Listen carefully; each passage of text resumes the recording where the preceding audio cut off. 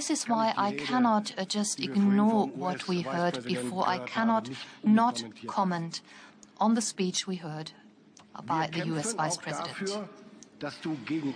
We fight for your right to be against us. That is the motto, one of the mottos of the Bundeswehr, and it stands for our democracy. This democracy that was just called into question by the US Vice President, and not just the German democracy, but Europe as a whole. He spoke of the annulment of democracy, and if I understood him correctly, he compares the condition of Europe with the condition that prevails in some authoritarian regimes. Ladies and gentlemen, this is not acceptable.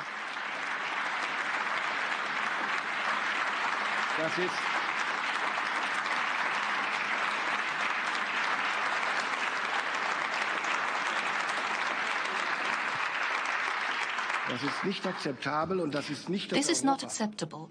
This is not the Europe, not the democracy where I live and where I conduct my election campaign right now. And this is not the democracy that I witness every day in our parliament. In our democracy, every opinion has a voice. And it makes it possible for parties that are partly extremists, such as the AfD, and they can campaign just as any other party.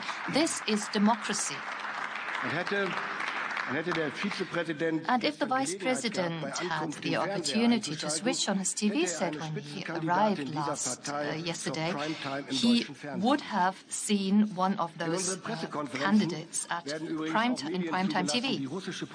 By the way, we even admit media that spread Russian propaganda, and the representatives of the federal government answer their questions. Nobody is excluded.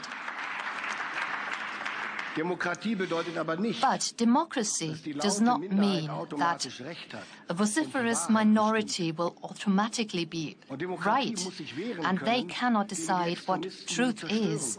It does not mean that anyone can say anything, and democracy must be able to defend itself against extremists that try to destroy it. I am happy to live in Europe where this democracy is defended every day against its internal and external enemies.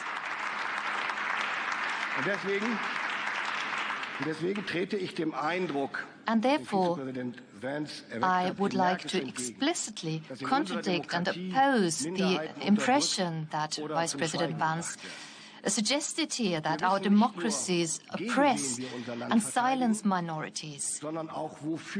We not only know against whom we defend our countries, but also what we defend it for. It's for democracy, for freedom of opinion, for the rule of law, and the dignity of each and every one, ladies and gentlemen.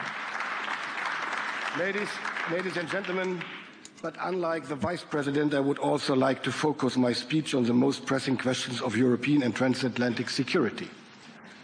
The last days have confirmed what many had speculated for months.